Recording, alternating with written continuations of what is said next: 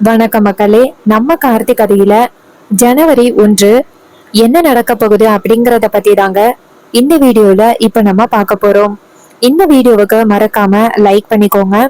நீங்க லைக் பண்றதுதான் எங்களுக்கு அடுத்து வீடியோ போடுறதுக்கு ரொம்பவே இன்ட்ரெஸ்டிங்கா இருக்கும். சோ மறக்காம லைக் பண்ணிட்டு இந்த வீடியோவை பாருங்க. என்ன நடக்குது அப்படின்னு பாத்துக்கிட்டீங்கன்னா, நம்ம ஹீரோ வந்துட்டு ஒரே யோசனையா இருக்காரு. எப்படியாவது பாட்டி மேல எந்த தப்பும் இல்ல அப்படிங்கறத நிரூபிக்கணும். அந்த சண்முகத்தோட போன் கூட நம்ம கையில கிடைக்க மாட்டேங்குது. அந்த போன் கிடைச்சா கூட அத்தை கிட்ட நம்ம உண்மையை நிரூபிச்சிடலாம் அப்படின்னு நம்ம ஹீரோவுக்கு ஒரே குழப்பம். அப்பதான் நம்ம ஹீரோவுக்கு தீபாவதியோட ஞாபகம் வருது. சோ அவங்க நம்மள பத்தி உண்மையை கண்டுபிடிக்கிறதுக்காக நிறைய ரிஸ்க் எல்லாம் எடுத்திருக்காங்க.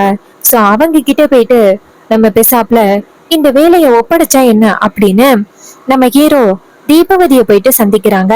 தீபவதி நேரா ஹீரோவை பார்த்து, வணக்கம் சார், என்ன சார் என்ன தேடி வந்திருக்கீங்க அப்படின்னு. அப்ப ஹீரோ சொல்றாரு, அத்தை என்ன பத்தின உண்மைகளை கண்டுபிடிக்கிறதுக்கு உங்களுக்கு வேலை கொடுத்தாங்க அப்படிங்கிறது எனக்கு தெரியும். அப்ப தீபவதி சொல்றாங்க, சார் எங்களுக்கு கொடுத்த வேலைகளை தான் சார் நாங்க பாக்குறோம். அதுக்கு ஹீரோ சொல்றாரு, எனக்கு இதனால எந்த பிரச்சனையும் இல்ல.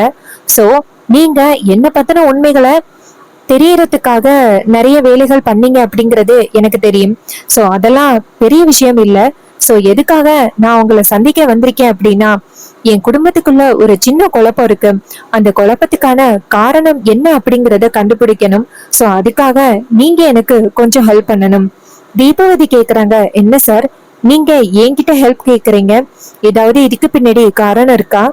அப்ப ஹீரோ சொல்றாரு, சேச்சே இதுக்கு பின்னாடியெல்லாம் எந்தவித காரணமும் இல்ல. எனக்கு உங்களோட ஹெல்ப் வேணும். இது மாதிரி எங்க அத்தைக்கும் பாட்டிக்கும் பரம்பரை ஒரு 30 வருஷமா ஒரு பிரச்சனை நடந்துகிட்டு இருக்கு. எங்க 2 குடும்பமும் பிரிஞ்சு இருக்கிறது உங்களுக்கு தெரியும்.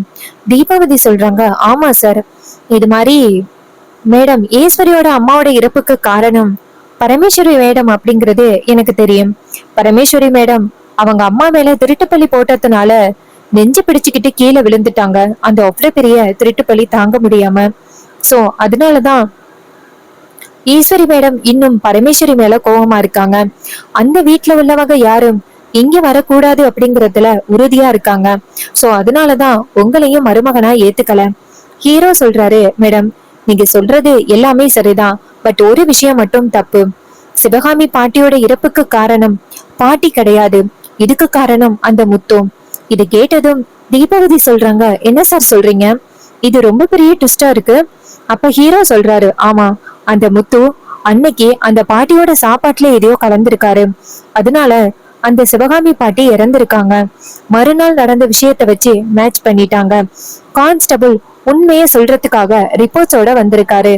பட் அந்த முத்து கான்ஸ்டபிளை தடுத்து நிறுத்தி உண்மைய சொல்லக்கூடாது அப்படின்னு தடுத்துட்டான். இதனால அவர் பணத்துக்கு ஆசைப்பட்டு அப்போதைக்கு உண்மைய சொல்லல. பட் 30 வருஷத்துக்கு அப்புறம் அவர் உண்மைய பாட்டிக்கிட்ட சொல்லியிருக்காரு, என்கிட்டயும் சொல்லியிருக்காரு. கடைசி நேரத்துல அத்தை கிட்ட சொல்ல போகலாம் அப்படிங்கிற நேரத்துல அவர் அந்த முத்து தாக்கிட்டான். இதனால அவரு வந்துட்டு ஹாஸ்பிட்டல்ல அட்மிட் ஆனாரு. அங்கேயும் வந்துட்டு அந்த முத்து அவரை காலி பண்ணிட்டான். பட் அவரு இறக்க போறதுக்கு முன்னாடி என்கிட்ட செல்போன் அப்படின்னு சொல்லிட்டு இறந்தாரு. சோ அவரு அப்படி செல்போன் அப்படின்னு சொல்லியிருக்காருன்னா கண்டிப்பா அதுல ஏதோ ஒரு காரணம் இருக்கும் அப்படின்னு நான் தெரிஞ்சுக்கிட்டேன். இதனால சண்முகத்தோட போனை எங்க பார்த்தாலுமே தேடி பார்த்தேன். பட் எங்கேயுமே சண்முகத்தோட போன் எனக்கு கிடைக்கவே இல்லை. சோ சண்முகத்தோட போனை கண்டுபிடிச்சிட்டா ஆல்மோஸ்ட் என்ன நடந்துச்சு அப்படிங்கறத தெரிஞ்சுக்கலாம். சோ நீங்க தான் மேடம் எப்படியாவது அந்த சண்முகத்தோட போனை கண்டுபிடிச்சு அதோட பாட்டி மேல எந்த தப்பும் இல்ல அப்படிங்கறதுக்கான ஆதாரத்தையும் நீங்க கொடுக்கணும். தீபாவதி சொல்றாங்க, சார் இந்த விஷயத்த பத்தி ஈஸ்வரி மேடத்துக்கிட்ட சொல்லிட்டு பாத்தீங்களா? அப்ப ஹீரோ சொல்றாரு, இந்த விஷயத்த பத்தி நான் அத்தை கிட்ட சொல்லி பார்த்தேன். பட் அத்தை என் மேல கோவத்துல இருக்கிறதுனால இப்போதைக்கு நான் என்ன சொன்னாலும் நம்புற நிலைமையில அவங்க இல்ல. என் மேல அவங்க அதிகப்படியான கோவத்துலதான் இருக்காங்க. இது கேட்டதும் தீபாவதி சொல்றாங்க, சார் இந்த குடும்பத்தை சேர்க்கறதுக்காக நீங்க எந்த அளவுக்கு கஷ்டப்பட்டீங்க அப்படிங்கிறது எனக்கு நல்லாவே தெரியும். சோ நீங்க கவலைப்படாதீங்க சார், என்னால முடிஞ்ச அளவுக்கு இந்த உண்மைகளை நான் தேடி பாக்குறேன். இது கேட்டதும் ஹீரோ சொல்றாரு, ரொம்ப தேங்க்ஸ் மேடம் அப்படின்னு சொல்ல அதுக்கு அவங்க சொல்றாங்க, சார் இதுக்கு ஏன் சார் தேங்க்ஸ் எல்லாம் சொல்றீங்க? நான் தான் உங்களை பத்தி விசாரிச்சுக்கிட்டு இருக்கேன் அப்படின்னு தெரிஞ்சும் அத பெரிய விஷயமா எடுத்துக்காம சாதாரண விஷயமா எடுத்துக்கிட்டு பக்குவமா ஹேண்டில் பண்ணீங்க. சோ உங்களை மாதிரி எத்தனை பேர் சார் இருப்பாங்க? சோ அதுக்காகயாவது கண்டிப்பா உங்க குடும்பத்துக்குள்ள என்ன பிரச்சனை நடக்குது அப்படிங்கறத நான் கூடிய சீக்கிரம் தெரிஞ்சுக்கிட்டு உங்ககிட்ட இன்ஃபர்மேஷன் தரேன். ஹீரோவும் ரொம்ப தேங்க்ஸ் மேடம் அப்படின்னு சொல்ல தீபவதி சொல்றாங்க, சார் எதுக்கு சார் இதுக்கெல்லாம் தேங்க்ஸ் சொல்றீங்க அப்படின்னு சொல்லிட்டு தீபவதி சொல்ல அப்ப ஹீரோ சொல்றாரு, மேடம் நீங்க இதை மட்டும் எனக்கு வந்துட்டு கண்பிடிச்சு கொடுத்துட்டீங்கனாலே எனக்கு ரொம்ப சந்தோஷம். அவங்களும் சரிங்க சார் நீங்க கவலைப்படாதீங்க அப்படின்னு சொல்ல ஹீரோவும் சரி அப்படின்னு சொல்றாரு. அதுக்கப்புறமா தீபாவதி சொல்றாங்க, ஓகே சார் உங்களுக்கு இன்னும் 4 டேஸ்ல என்னெல்லாம் சூழ்ச்சிகள் நடந்துச்சு அப்படிங்கறது எல்லாத்தையுமே நான் உங்ககிட்ட சொல்றேன். இதை கேட்டதும் ரொம்ப தேங்க்ஸ் மேடம் அப்படின்னு ஹீரோ சொல்லிட்டு நேரா அந்த இடத்துல இருந்து வீட்டுக்கு கிளம்புறாரு.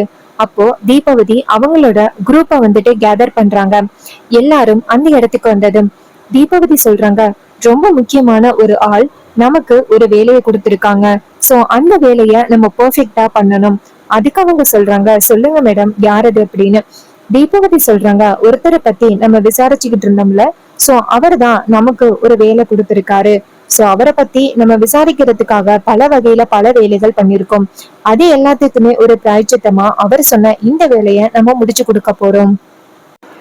அப்போ தீபாவதி சொல்றாங்க, இங்க பாருங்க இந்த விஷயத்த பர்சனலா எடுத்து சர்ச் பண்ணணும் அப்படின்னு நினைக்கிறேன்.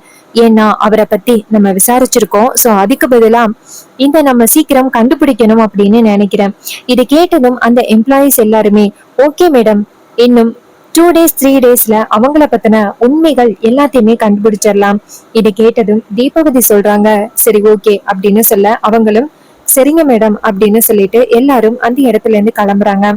அப்ப தீபாவதி நினைக்கிறாங்க, இந்த விஷயத்த பொறுத்த வரைக்கும் நம்மளும் சேர்ந்து சர்ச் பண்றது நல்லது அப்படின்னு தீபாவதி என்ன பண்றாங்கன்னா அவங்களும் வழக்கம் போல மாறு விஷயம் போட்டுக்கிட்டு கிளம்புறாங்க.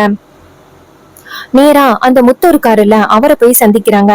அவரு லேடிஸ்னா ரொம்ப பிடிக்கும் அப்படின்னு நம்ம தீபாவதிக்கு தெரியும். அப்ப நம்ம தீபாவதி நேரா அந்த முத்து கிட்ட போயிட்டு, ஹலோ சார் வணக்கம் சார், நான் இந்த ஊருக்கு புதுசு, எனக்கு இந்த ஊரை பத்தி எதுவுமே தெரியாது, எனக்கு ஒரு வேலை போட்டு கொடுக்குறீங்களா அப்படின்னு சொல்ல முத்து எதையுமே யோசிக்காம பொண்ணு அழகா இருக்கு அப்படின்ட்டு பாத்துட்டு, அப்படியாமா என் வீட்லயே நிறைய வேலை இருக்குமா வந்து வேலை பாரு அப்படின்னு சொல்ல அவங்களும் சரிங்க சார் அப்படின்னு சொல்லிட்டு போயிட்டு வேலை பாக்குறாங்க. அப்ப முத்து நினைக்கிறாரு, நமக்கே தெரியாம நமக்கு ஒரு பொண்ணு சிக்கிருக்கே அப்படின்ட்டு அவரு ரொம்ப சந்தோஷப்படுறாரு. அப்ப தீபாவதி நினைக்கிறாங்க, இவங்கிட்ட இருந்து எப்படியாவது நம்ம உண்மையை வாங்கணுமே அப்படின்னு தீபாவதி காஃபி போடுறாங்க. அப்போ அந்த காஃபில உண்மையை சொல்ற ஒரு மருந்த கலக்குறாங்க. கலந்துட்டு நேரா முத்துவுக்கு கொண்டாந்து கொடுக்குறாங்க. முத்து அந்த காஃபியை வந்து குடிக்கிறாரு. குடிச்சதோட அவருக்கு ஒரு மாதிரி தலை சுத்துற மாதிரி இருக்கு. அப்போ நம்ம தீபாவதி என்ன பண்றாங்கன்னா கரெக்டா கேமரா எல்லாத்தையுமே செட் பண்ணிடுறாங்க. அப்ப முத்து இதை பார்த்துட்டு, ஏய் யாரு நீ, ஏதிரி உனக்கு கேமரா அப்படின்னு சொல்லி கேட்க அதுக்கு தீபாவதி சொல்றாங்க, இங்க பாரு நான் கேக்குற கேள்விக்கு மட்டும் நீ பதில் சொல்லிட்டீன்னா போதும். இது மாதிரி அந்த சிவகாமி மேடத்தோட இறப்புக்கு யாரு காரணம் அப்படின்னு சொல்ல இது கேட்டதும் அவரு ஷாக் ஆகுறாரு. இங்க பாரு நீ தேவையில்லாம ஏதோ ட்ரை பண்ற அப்படின்னு நல்லாவே தெரியுது, சொல்ல முடியாதுரி அப்படின்ட்டு. அப்ப தீபவதி கேக்குறாங்க, இப்ப சொல்ல போறியா இல்லையா அப்படின்னு. அப்ப முத்துவுக்கு வந்துட்டு அந்த உண்மையை சொல்ற மருந்து கொடுக்கறது அப்படியே ஒர்க் ஆக ஆரம்பிக்குது. அப்ப அவர் என்ன சொல்றாருன்னா, ஆமா அந்த சிவகாமியோட இறப்புக்கு நான் தான் காரணம். அவ நாள் வந்துட்டு ரொம்ப முரண்டு பிடிச்சா, அண்ணா அதனாலதான் அவளோட காஃபில கலந்துட்டேன். மறுநாள் என்ன ஆச்சு அப்படின்னு பாத்துக்கிட்டேன்னா அவ வந்துட்டு அவ மேல எல்லாருமே அந்த நகை திருட்டு பழிய போட்டாங்க. அப்போ என்னாச்சுன்னா எல்லாரும் சேர்ந்து அவ மேல பழி போட்டாங்க. நான் கொடுத்த மருந்து ஒர்க்காவ ஆரம்பிச்சிச்சு. அவ அப்படியே மயக்கம் மட்டும் விழுந்து இறந்துட்டா. அப்ப எல்லாரும் பார்த்துட்டு இது சிவகாமி இறந்ததுக்கு காரணம் சேதுபதியும் பரமேஸ்வரியும் அப்படின்னு சொல்லிட்டாங்க. அவங்க 2 பேரும் திருட்டு பலி போட்டதுனாலதான் அவ இறந்துட்டா அப்படின்னு சொல்லிட்டாங்க. இதை கேட்டதும் நம்ம தீபாவதிக்கு ரொம்பவே ஷாக்கா இருக்கு.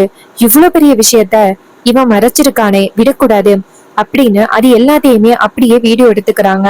அதுக்கப்புறம் தீபாவதி நேரா அந்த முத்துவை பார்த்து, இங்க பாரு நீ பண்ண தப்புக்கு கண்டிப்பா உனக்கு தண்டனை கிடைக்கும் அப்படின்னு சொல்லிட்டு நேரா நம்ம ஹீரோவை சந்திக்கிறதுக்காக ஹீரோவோட வீட்டுக்கு வராங்க.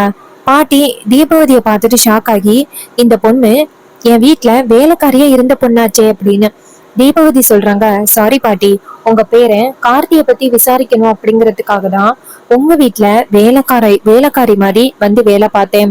இதை கேட்டதும் பாட்டி ஷாக் ஆகுறாங்க. அடிப்பாவி அப்படின்னு. அப்ப அந்த பொண்ணு சொல்றாங்க, சாரி பாட்டி, என் மேல கோவப்படாதீங்க, நான் உண்மையை கண்டுபிடிக்கணும் அப்படிங்கறதுக்காக தான் வந்தேன். ஈஸ்வரி மேடம் தான் என்ன அப்பாயின்மெண்ட் பண்ணாங்க. அதுக்கு பாட்டி சொல்றாங்க, சரி ஓகே, அதான் இப்ப ஈஸ்வரிக்கு உண்மை தெரிஞ்சு போச்சு, அதுவும் நீ உண்மையை சொல்லல, ஈஸ்வரியாதான் உண்மையை தெரிஞ்சுக்கிட்டா. சோ இதுல எந்த பிரச்சனையும் இல்ல.